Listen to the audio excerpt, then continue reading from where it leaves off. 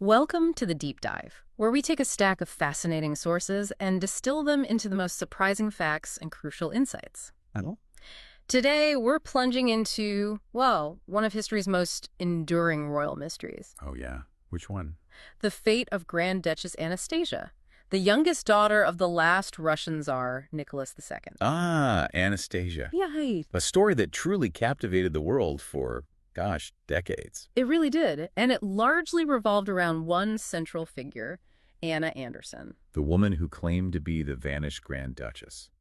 A huge claim. Exactly. So our mission for this deep dive is to unpack that whole intricate web, the claims, the counterclaims, all the investigations, and the forensic science that ultimately tried to resolve this gripping saga. We'll be sifting through the evidence looking for those key insights. You're definitely going to uncover some surprising facts as we dig through this. Okay, so where do we start? Anna Anderson's emergence, I suppose. Yeah, let's start right there. It's quite a dramatic beginning, actually. February 1920, Berlin. A young woman, completely unidentified, attempts suicide. Jumps into the Landwehr Canal. Wow. She's rescued, but then institutionalized at Deldorf Mental Hospital as Fräulein Unbekannt, Miss Unknown. Miss Unknown. And simply because she wouldn't reveal her identity. Exactly, just refused. And there was more to it than just her silence, wasn't there? Her physical condition. Right. She had noticeable scars, apparently on her head and body. Plus, the staff noted she spoke German, but with a distinct Russian accent. Layers upon layers right from the start. Scars, accent, refusal to talk. It definitely added to the intrigue, and the whispers about who she might really be started pretty quickly. How soon? Well, by early 1922, another patient, a woman named Clara Pothert, she first suggested maybe this woman was Grand Duchess Tatiana, Anastasia's older sister. Tatiana, okay. And you can imagine how that rumor would spread in the Russian emigre community in Berlin at the time. Absolutely. So this led to visits from people connected to the imperial family. People like Baroness Sophie Buxhoeven, who was a former lady-in-waiting to the Tsarina herself. Someone who would definitely know Tatiana. What was her reaction? Immediate skepticism. She apparently said something like, she's too short for Tatiana. Ah, physical detail. Yes. But then, just days later, the unknown woman herself clarified, saying, I did not say I was Tatiana. Interesting. So pushing back against that specific identity. Right. But the story keeps evolving. Get this. Years later, a nurse from the hospital, Fia Malinovsky, she claimed the woman had actually told her she was Anastasia way back in 1921. But the patient, Anna, or whoever she was then, couldn't remember saying that. Apparently not. It's almost like the narrative was being built piece by piece, sometimes maybe even unconsciously. It does feel a bit like that. Yeah. So even though Buxhoeven dismissed her, by May 1922, Clara Pothert and some others were convinced she was Anastasia. Yes. She was released from the asylum around then and started using the name Anna Tchaikovsky. Anna, short for Anastasia. And she lived with various supporters after that, kind of moving around. Yeah, itinerantly. Hosted by people like Baron Arthur von Kleist, Inspector Franz Grunberg.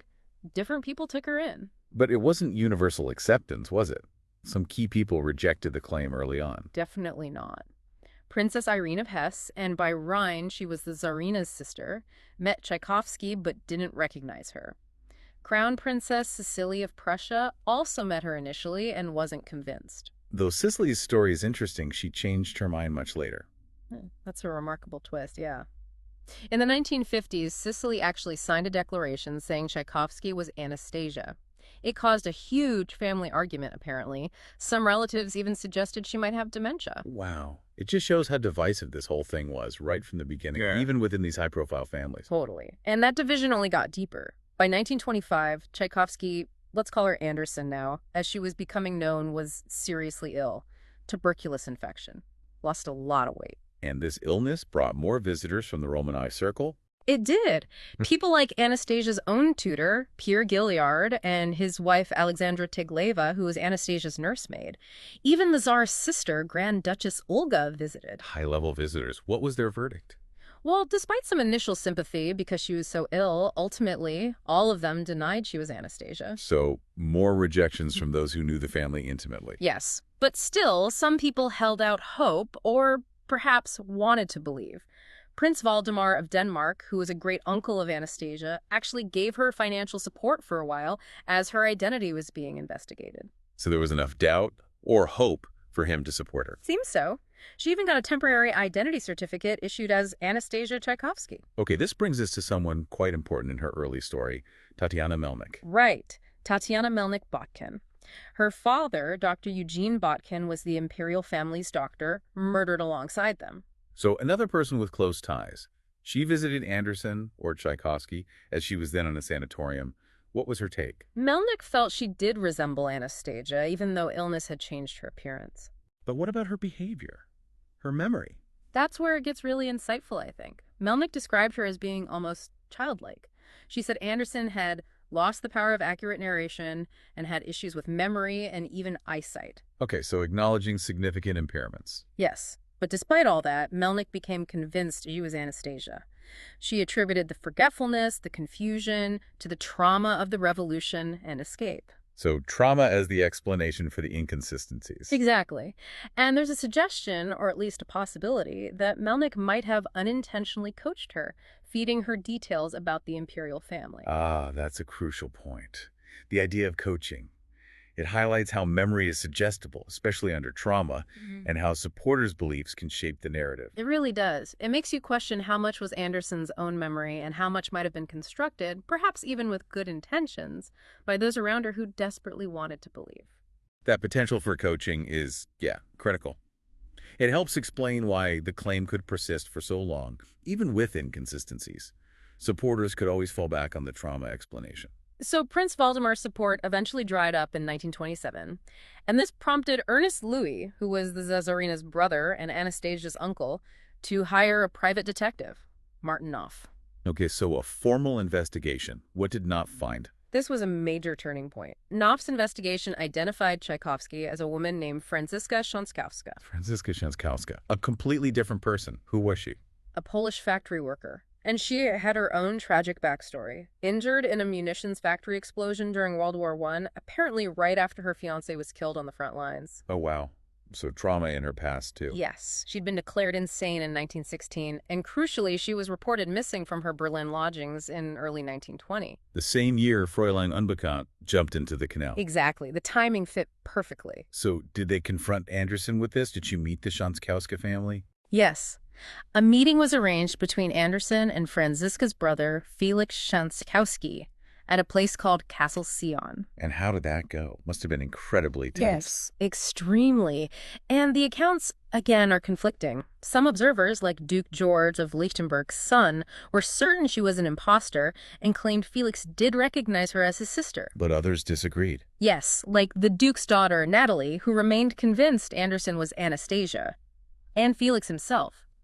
His initial statement was quite ambiguous. How so? He signed an affidavit mentioning a strong resemblance, but also pointed out physical differences and said she didn't recognize him. Very cautious wording. Hedging his bets, perhaps? Or genuinely unsure? Or maybe something else entirely. Years later, Felix's family claimed he actually did know it was Franziska all along. Really? Why wouldn't he say so then? Their claim was he chose to let her continue living as Anastasia because he felt she'd have a better life that way than returning to being Franziska Szankowska. Wow. That adds another layer of complexity, doesn't it? If true. It again shows how subjective this all was. People saw what they wanted or expected to see. Absolutely. And opinions remained poles apart. You had people like Prince Felix Yusupov, infamous for his role in Rasputin's murder, vehemently denouncing her. He called her a frightful creature, a sick hysteric. Strong word. Very. But then you had others, like Felix Dassel, an officer Anastasia had supposedly visited in hospital during the war, and Gleb Botkin, Tatiana Melnik's brother, who'd known Anastasia as a child. They remained utterly convinced she was the Grand Duchess. Gleb Botkin becomes a key figure now, right, as the story moves to America. Yes, exactly.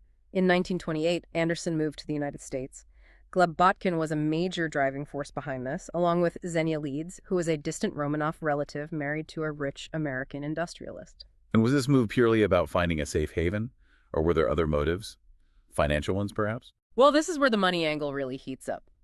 Gleb Botkin hired a lawyer, Edward Fallows, specifically to pursue any potential claims to the Tsar's supposed estate outside Russia. Ah, the rumored Romanov fortune. Precisely. Fallows even set up a corporation called Grandonor, Grandonor. short for Grand Duchess Anastasia of Russia. The idea was to raise funds by selling shares in whatever estate they might recover. Okay, that certainly sounds like fortune hunting. How did the other Romanovs react? Predictably, they accused Botkin and Fallows of exactly that fortune hunting. Anderson's own claims about the Tsar having money abroad just fueled the fire. Was there ever actually a large fortune found? No. Long story short, apart from a relatively small deposit found in Germany much later, the vast overseas Romanov fortune proved to be largely mythical. Interesting.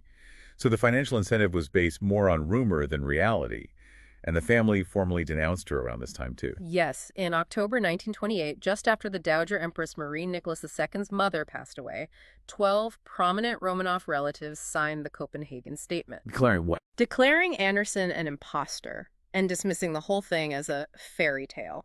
That's pretty definitive. Gleb Botkin didn't take it lying down, though. He fired back with this really heated public letter accusing the family of being greedy and trying to keep any potential inheritance for themselves. So it became a very public, very bitter feud. Absolutely. Played out in the newspapers. Yeah. Meanwhile, Anderson's personal life in the U.S. was also eventful. How so? She spent about 18 months living with a wealthy spinster, Annie Burr Jennings, and became something of a New York society figure for a time. A society figure. Yeah, but apparently her behavior became increasingly erratic.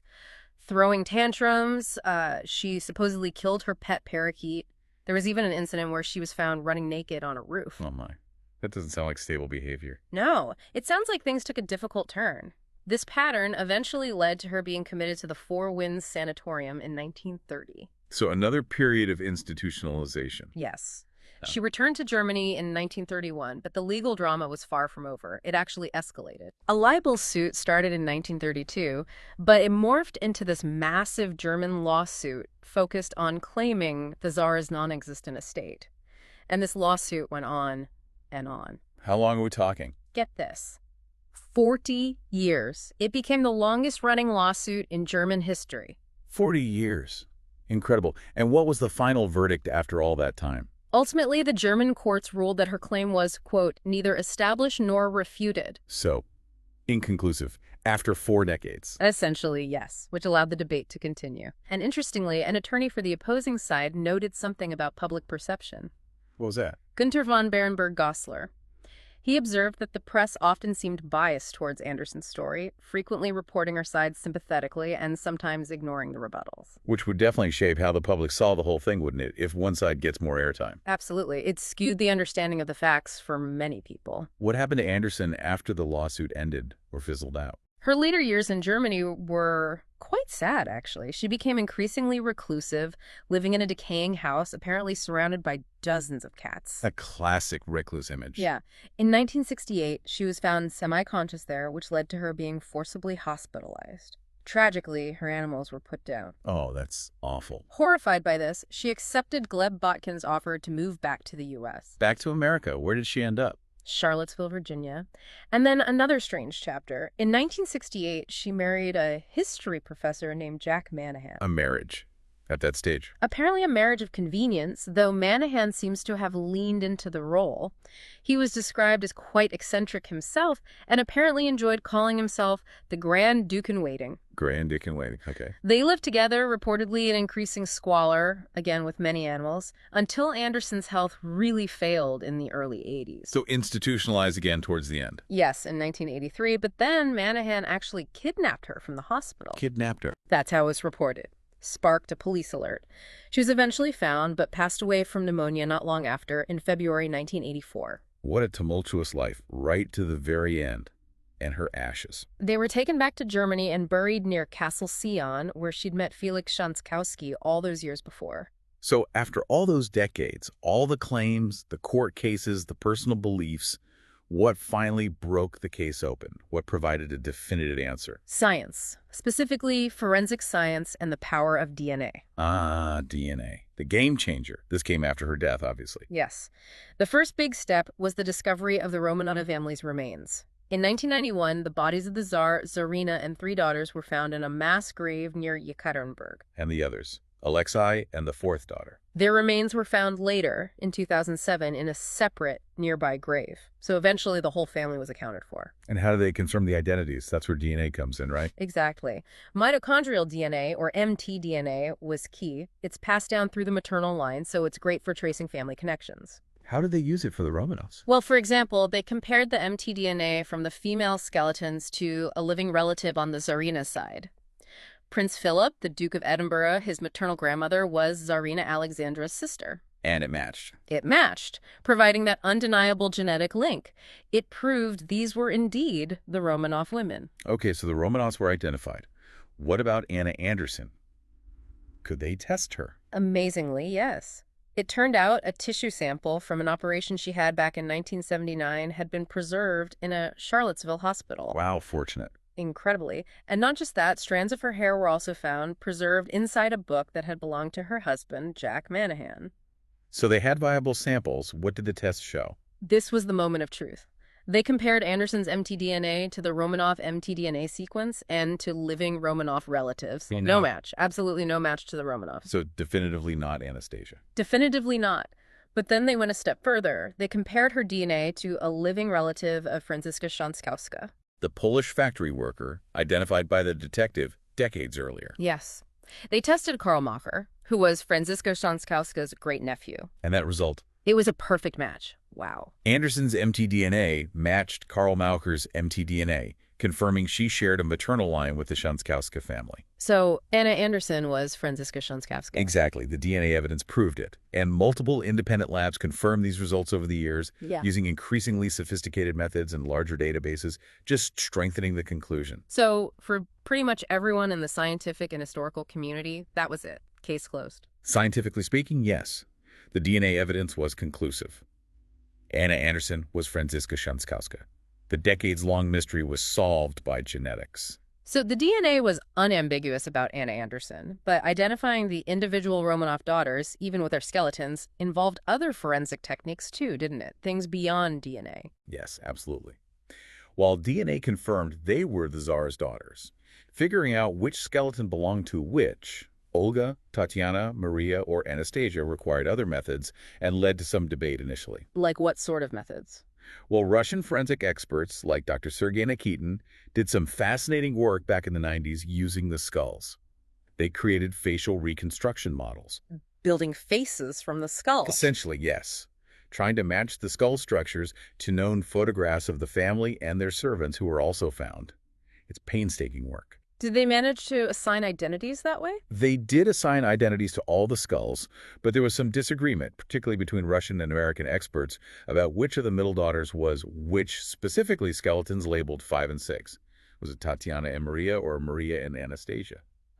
Okay. So reconstruction wasn't quite as definitive as DNA. Not nearly. They also used anthropological analysis, looking at estimated age from bone development, estimated height from long bone measurements. Did that help narrow it down? It helped establish age ranges and heights, but the ranges often overlapped, making it hard to pinpoint, say, Maria, who was 19, versus Anastasia, who was 17.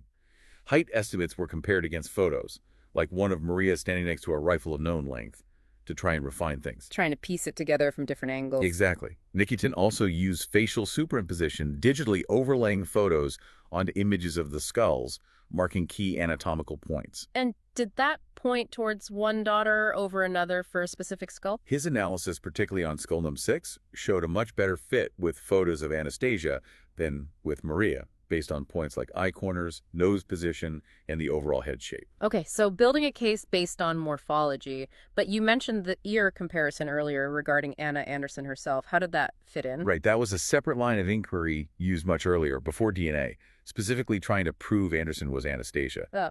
A forensic expert, Dr. Moritz Furtmeyer, used a method known as PIK. Yeah, it involved comparing detailed anatomical points of the ear. The human ear is apparently quite unique, almost like a fingerprint. Furtmeyer compared photos of Anderson's ear to photos of Anastasia's ear. And what did he find? He identified 17 specific points and tissue formations that he declared identical between the two, which was, at the time, considered a very strong match, supposedly more points than often needed in court for identification back then. So that must have seemed like compelling evidence for her supporters. Oh, absolutely. Visually, comparing the photos side by side, it looked very convincing to many. It became a key piece of non-DNA proof, cited by those who believed her claim. But how reliable are these visual comparisons, really, especially compared to DNA? Well, that's the crucial distinction. While visually interesting, methods like facial reconstruction, photo superimposition, and even ear comparisons have limitations. American forensic experts, like Doctors Diane France and Anthony Falsetti, were quite skeptical. What were their concerns? They argued that these techniques, while useful investigative tools, lack the statistical certainty of DNA and likely wouldn't meet the standards for positive identification in a U.S. court at that time. So, not reliable enough on their own. Dr. France even ran an experiment showing that different experts given the same skull could produce vastly different facial reconstructions. It highlighted the subjective element involved, unlike the objective nature of a DNA match. So the ear comparison, while intriguing, ultimately couldn't outweigh the definitive DNA results, showing Anderson wasn't a Romanov at all. It's fascinating how different forensic techniques have different levels of certainty. DNA really stands apart. It truly does. It provided the clarity that decades of observation, argument, and even detailed anatomical comparisons couldn't definitively offer. So despite that scientific clarity from DNA, the myth, the story of Anastasia and Anna Anderson, it persisted for so long.